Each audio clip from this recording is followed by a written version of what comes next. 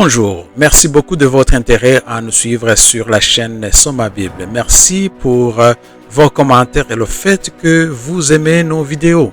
Si c'est la première fois que vous nous regardez, assurez-vous de vous abonner pour être informé de la sortie d'une nouvelle vidéo. Le sujet de cette semaine, Joseph, maître des rêves. Nous allons prier. Notre Père Céleste, merci beaucoup pour cette leçon. Ouvre notre cœur pour mieux la recevoir et la comprendre. S'il te plaît, aide-nous à la mettre en pratique. Nous te prions au nom de Jésus. Amen. Chers amis, Jacob était profondément amoureux de Rachel. Il est aussi préféré Joseph à ses autres fils parce qu'il était le fils de sa vieillesse. Benjamin, le petit frère de Jacob, était trop jeune à cette époque. De plus, Joseph était jeune mais spirituel. Cela contrastait avec les mauvais caractères et l'infamie de ses frères qui s'étaient brouillés avec lui. Malgré les actes déplorables, les erreurs, Dieu a quand même tout fait pour le bien de cette famille. Dans cette leçon, nous verrons les points suivants. Les rêves de Joseph, Joseph qui est vendu, Judas et Tamar, Joseph est emprisonné et les rêves de Pharaon qui va être notre dernier point. Le point numéro 1, c'est les rêves de Joseph. Or, Joseph eut un songe et il le raconta à ses frères et ils le haïrent encore plus. Genèse 37, verset 5. Joseph rapportait chaque fois les mauvais comportements de ses frères à leur père. Il était donc un homme qui était haï par ses frères. Il était évident que Jacob voulait placer ce Joseph, le premier-né de Rachel, au-dessus de tous ses frères et cela a créé des gros problèmes. Quand ses frères virent que leur père l'aimait plus que tous les frères, ils le haïrent et ne purent lui parler en paix. Pour couronner le tout, Joseph a fait des rêves qui le montraient au-dessus de ses frères. Jacob ne semblait pas satisfait de ses rêves, mais il a réfléchi à leur signification et à leur possible réalisation. Point numéro 2, on nous parle de Joseph qui est vendu. Or, les Médianites l'avaient vendu en Égypte à Potiphar, officier de Pharaon et capitaine des gardes. Genèse 37, verset 36. Chers amis, nous voyons que dans ce point ici qui est Joseph qui est vendu, que ça se passe rapidement. Jacob, il envoie son fils à Joseph qui va rendre visite à ses frères et un homme l'aperçoit, il le rencontre Joseph par hasard et il va lui dire où se trouvent ses frères. Alors ses frères décidèrent de le tuer quand ils vont le voir. Ruben, son grand frère aîné, il va essayer de le sauver. On voit ça toujours dans le chapitre, dans Genèse. Et il intercède en sa faveur, dans le fond. Judas propose un nouveau plan qui consistait à le vendre au lieu de le tuer. Il trompe par après donc ses frères et trompe leur père Jacob en disant que Joseph est mort. Et alors Joseph est vendu une fois en Égypte. Il est remis dans les mains de Potiphar.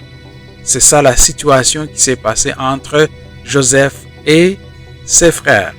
Chers auditeurs, notre Père Céleste n'afflige ni ne chagrine volontairement les enfants des hommes. Il a sombi dans le tourbillon et dans la tempête, dans le feu et dans l'inondation. Le Seigneur permet que de calamités arrivent à son peuple pour le sauver de plus grands dangers. Il désire que chacun examine son propre cœur de près et soigneusement, puis s'approche de Dieu afin que Dieu s'approche de lui. Notre vie est entre les mains de Dieu. Il voit les dangers qui nous menacent et que nous ne pouvons pas voir. Il est le pourvoyeur de toutes nos bénédictions. Le point numéro 3 nous parle de Judas et Tamar. Judas les reconnut et dit, elle est moins coupable que moi parce que je ne l'ai pas donné à Sheila, mon fils, et il ne la connut plus. Genèse chapitre 38, verset 26. Après la vente de Joseph, Judas, qui avait proposé de le vendre, a quitté le nid familial. Il s'est donc marié et a eu 3 enfants. Un de ses enfants, était l'aîné et aussi il a épousé Tamar. Ensuite, Dieu a commencé à réagir aux mauvais actes des enfants de Judas. Cependant, Dieu n'a pas puni Judas et Tamar pour leurs erreurs. Judas a reconnu son erreur et Tamar a été considérée comme juste. Dieu a transformé le mal en bien et il a racheté Tamar par la grâce. Pérez était le 2e fils de Tamar et de Judas et il est l'un des ancêtres messianiques. Tamar est la première des 4 femmes mentionnées dans la généalogie de Jésus. On voit que même malgré les erreurs, n'est-ce pas, les mensonges, malgré les problèmes qu'a eu cette famille, on retrouve dans cette famille la généalogie de Jésus. Point numéro 4, Joseph est emprisonné. Nous allons lire en Genèse chapitre 39, verset 21. Mais le Seigneur était avec Joseph et lui faisait miséricorde et lui accordait sa faveur aux yeux du gardien de la prison. Il faisait sa faveur même au sein du gardien de la prison. Dieu était avec Joseph quand il a été vendu à Potiphar. Potiphar était le capitaine de la garde des prisons royales. Joseph a été mis en charge de tous ses biens. Le succès ne l'a pas corrompu, au contraire, il refusa de céder aux insinuations de sa maîtresse. Cependant, il est envoyé en prison ainsi, n'est-ce pas? Retour au début. Donc, Dieu est toujours avec Joseph en prison. Il a aussi étendu sa miséricorde sur lui en lui donnant faveur aux yeux du gardien. On lui confie à nouveau la responsabilité de tout.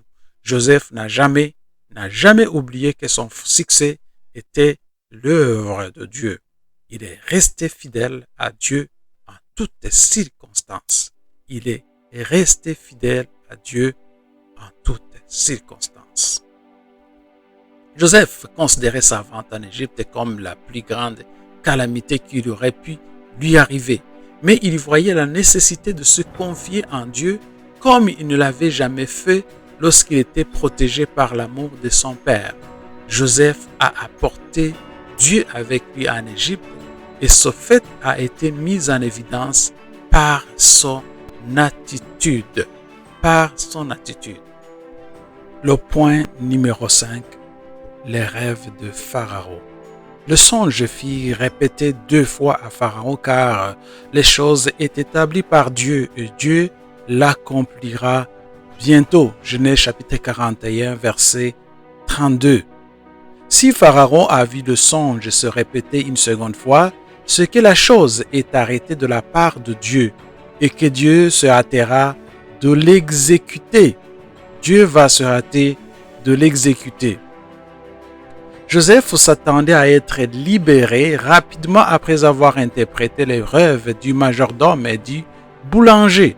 Mais sa liberté ne vint pas alors. Puis encore 2 rêves et un rêveur inquiet. Pharaon était désireux de comprendre leur signification. Après 2 ans, le temps de Dieu était en fait venu. Même avant Pharaon, Joseph n'avait pas oublié que son succès était en fait celui de Dieu. Cela n'est pas à moi. Dieu donnera à Pharaon une réponse de paix. Quelle belle réponse. Les 2 rêves de Joseph commençaient à se réaliser. Après de nombreuses années, il fut chargé de gouverner tout l'Égypte. Dans son cachot, chers amis, Joseph fut élevé au rang de chef de tout le pays d'Égypte. C'est un poste de grand honneur, mais il était assorti de difficultés et de périls. Mais le caractère de Joseph a subi l'épreuve de l'adversité et de la prospérité. La même fidélité à Dieu était manifeste lorsqu'il se tenait dans le palais de Pharaon que lorsqu'il était dans la cellule d'un prisonnier.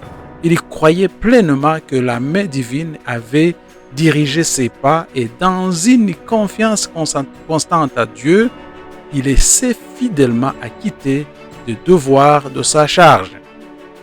Grâce à Joseph, l'attention du roi et des grands d'Égypte fut dirigée vers le vrai Dieu.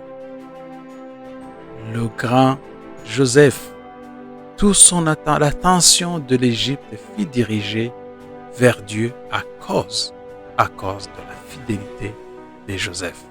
Chers amis, soyez fidèles. Soyons fidèles et Dieu va nous bénir. C'est la fin de cette leçon. S'il vous plaît, veuillez la partager à vos amis, à vos connaissances. Que Dieu vous bénisse. À la semaine prochaine.